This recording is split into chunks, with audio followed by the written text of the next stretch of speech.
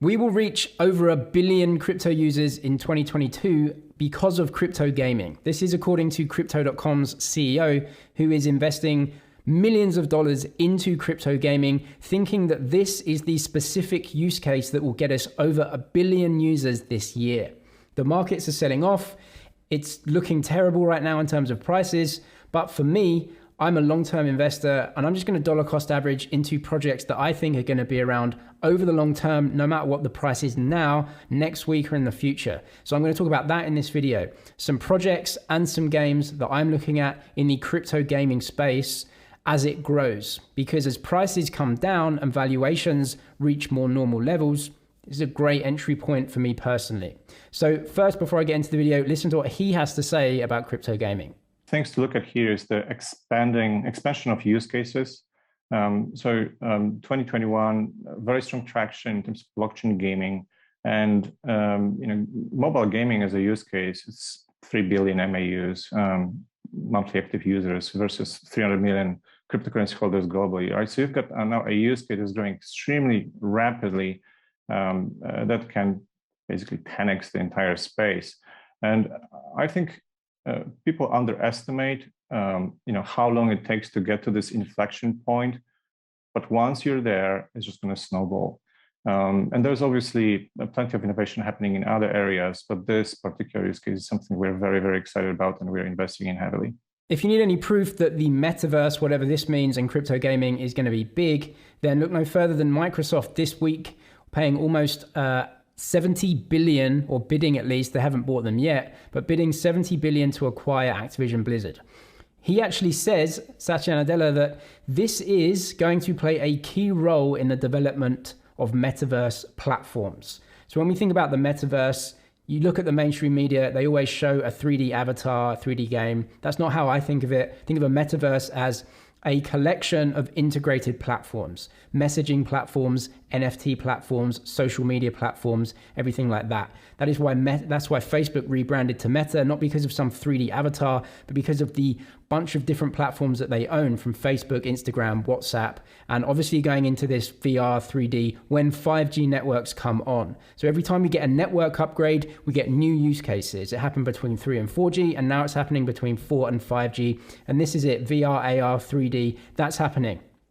For the medium term, though, I'm not looking at any of these 3D metaverses to kind of factor into any real valuation and income. What I'm looking at medium term for sure is mobile gaming. This is something that can be basically made very quickly, put out to hundreds of millions of users, and can create immediate revenue sources for some of these blockchains and games as well. So the first real kind of ecosystem that I want to look at is Polygon. If you want to know how I invest over the long term, make diversified bets, put in the amount of money that I'm willing to risk, and make sure that I don't get stuck in at all-time highs, dollar cost average over the long term, check out my crypto investor course, moneydg.academy. I'll leave the link in the description. It goes through step by step how to think about investing, making sure you're investing over the long term, getting good prices, and having conviction in the areas that you want to get into. So the reason why I've chosen Polygon is essentially because I think they are the A1 scaling provider for Ethereum. They really have a selection of technologies that is going to enable low-cost transactions. And when you're talking about mobile gaming, you need low-cost transactions. The reason why I'm choosing Polygon is mainly because of now the growth in their network, their own network, their proof-of-stake network, but also the technologies that they've acquired recently that are going to allow them to be the #1 scaling provider for Ethereum. Ethereum is a diversified bet for all of this, but Ethereum as a blockchain is changing into basically a decentralized base layer for execution. But all of the projects that are launching are going to be launching on other ecosystems like Polygon. And this is absolutely fine. It's not terrible for Ethereum. It's actually positive for Ethereum and Matic. I'm not going to go into all of these scaling solutions in this video, but they have many, and I believe that they are at the forefront of this, including a lot of capital to invest in these projects and bring them to market and monetize them, which is the whole point. So it's not just about technology, it's about bringing products to market to actually monetize this industry. one of the kind of areas that they're investing in is this account. It's the India Yield Guild, YGG. So if you know YGG, the token, that's a Philippine yield guild for Axie Infinity. This one is attempting to do the same thing in India, which is obviously a gigantic market and just a massive opportunity. Polygon have the money and also the experience to actually bring this to market. So this is very, very exciting in terms of what is building on the Polygon blockchain. So again, play to earn. Play to earn is going to be the medium-term monetizable ecosystem, I think, rather than this 3D metaverse, everything else. NFTs, play to earn is going to be very immediately monetizable, and you can bring it to market pretty much this year, according to Crypto.com. That's going to bring us to 1 billion users this year. Another game here is Atlantis World. Again, you can see that it's actually followed by Solana Insiders, but it's actually followed by Chris at Crypto.com. So it's obvious that these guys are investing huge amounts in crypto gaming. And the reason for this is because it is monetizable very quickly. You think about it, it's a crypto game and it's play to earn, very quickly rolled out to hundreds of millions of people. People start playing these games, tokens in them, NFTs in them. This is all monetizable. And this is how we're going to bring users in pretty much this year. So something that really I like about Polygon is Polygon are moving towards decentralization. So for the short term, Polygon had to make a proof of stake blockchain that was fairly centralized, and this was to just reduce costs. But you can see what they're doing. Polygon believes decentralization is non-optional and a hallmark of blockchain tech. They are working towards the decentralization of their own networks. So this is a very good news for me, and it also gives a lot of value to the project in general. So that's why I'm happy to kind of go into this over the long term and start dollar cost averaging into Polygon, knowing that they'll have many projects built on top of it, and it will be decentralized. Also, something that Matic is doing is actually burning tokens. So this is the same thing as what happened on Ethereum, where essentially tokens and value get burned with transactions. So as transactions increase, more tokens are burned. This is value accretive overall in the long term for Matic as a token. So you can read up on this. This is generally good news overall if transactions continue to grow. And we don't have to speculate about this. We can just look at the chart and see how their users are growing. So this is actually the Polygon proof of stake chain. Now they do have other scaling solutions for Ethereum as well, ZK rollups and everything else that is going to enable scaling on Ethereum, but they also have their own proof of stake chain, which many games may choose to actually run on initially. The unique addresses chart, it really just tells a story of huge user adoption, more users, more wallets coming on board. So if you think this will continue in any way, and most crypto CEOs believe this is going to continue, including Crypto.com, saying it really is gaming that's bringing this forward and bringing the users in. Go where the users are, go where the economic activity is, and there'll be some money, some revenues in those areas. So I think this is going to continue. Polygon, for me, one of the biggest bets for crypto gaming and also for Ethereum scaling. So it's a double-edged coin here, two sides of the same coin, both good for Polygon in my opinion. So a key tip here, and something that I do, is that if I find a project that I like and I decide eventually that I want to actually gain exposure to that asset and start buying the coins, what I will do is set a plan out for a long-term investment strategy over many months and set out how much I want to invest, and then split that up over time so that I'm not putting everything in one go, because obviously we're looking at crypto prices right now and there is a lot of red in the market. Crypto prices are coming off, various macroeconomic factors that we won't get into in this video.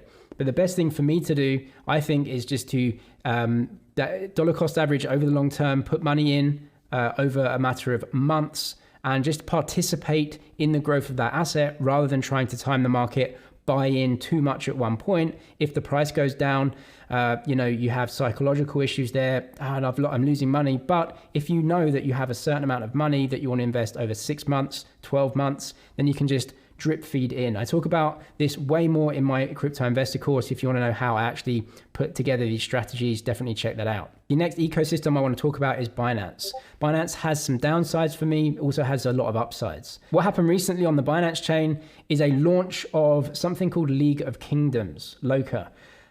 This is an interesting launch for me because if you just look at this game, you know exactly and instantly what it is, and you know why crypto is obviously a big part of this. So we can see League of Kingdoms, and it's a massive multiplayer game, and it's exactly the same as Clash of Clans. Clash of Clans is one of the biggest mobile games in history, multiple millions of users. So if we look at the actual users of Clash of Clans right now, 500,000 people concurrently playing this very second. If we look down at the usage, we're getting average monthly players, over 100 million players per month going to this game. Just imagine if you can play this game. So if you're one of these 100 million people that are playing this game right now, and then suddenly something called League of Kingdoms comes out, which you can download on the App Store and Google Play, but it has crypto. And so when you play it, what happens is that you actually earn real money because you're earning tokens, you're earning crypto that you can then put in your wallet and then exchange for any other token. You can exchange it for a stable coin, you can exchange it for Bitcoin, you can invest, you can literally play a game and earn actual money, and then you can go and spend that crypto in a restaurant in the real world. So which one would you rather play? Would you rather play this one with no income or this one with real income? So for me, looking at that, I think it's pretty obvious. Plus the users here, 100 million monthly active users. Absolutely insane. And Binance are pretty much investing and trying to take the market of that. So League of Kingdoms currently has 15,000 concurrent players, 80,000 daily active players, 400,000 monthly active players. So it's not even like a tiny game with no one using it. There are users here, but obviously it can grow way bigger than this because this is obviously a Clash of Clans, copy, same game, but with tokens inside. So what I want to talk about really is Binance as a diversified bet on that. So if you want to go and get these tokens, and you actually could have bought some of these tokens, they actually had a Launchpad event on Binance Launchpad a couple of days ago. But obviously, it depends where you live in the world if you have access to that.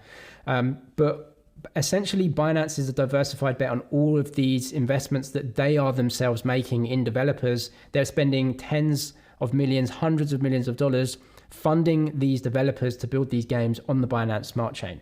Binance has some pros and cons. For me, Binance is a centralized blockchain. That's how they get their costs down, which is good, but centralization is not as valuable for me as decentralization when it comes to crypto. Binance are also burning their tokens though. So again, this is value accretive to BNB coin, which would be the investment here if you want to invest in the Binance Smart Chain and all of the games that are clearly coming to market right now. The upside for Binance for me is that Binance are pretty much the biggest player in the market when it comes to bringing very good products to market. They have the Binance Exchange. Binance Smart Chain has some of the most used apps. They know what they're doing when they bring products to market. And we can see the Binance Smart Chain here, unique addresses. Again, up and to the right. This tells me everything I need to know. If you invest over the long term and dollar cost average into coins that are growing their user base, I personally believe the risk is a lot lower of losing money over the long term if you're investing in assets that are growing their customers and their user base over time. Short-term prices can move anywhere, but long-term, there is always a valuation with businesses that actually have a lot of customers. So really it's the Polygon ecosystem and the Binance Smart Chain ecosystem for me that are leading when it comes to bringing mobile games to market. One of the ways that you can look at what games are popping off and what chains they're built on is going to DappRadar and going to the blockchain games section. You'll see the most popular games. You can filter them by current active users. You can also look at active user growth though. Go to 30 days, you can see the activity. Obviously the games with the most activity are going to be where the most value accrues if they keep adding users and having activity. So Axie Infinity as well, you can see is built on Ronin Chain and ETH. You can see a lot of popular games are built on Binance Smart Chain, some on Polygon, and then you have Harmony and Avalanche as well being built on. So for me, I gravitate towards Binance and Polygon, but there are other chains, including Solana as well, and others that these games are being built on. So if you want to look at these games, obviously these have much higher risk, more potential to go up and down.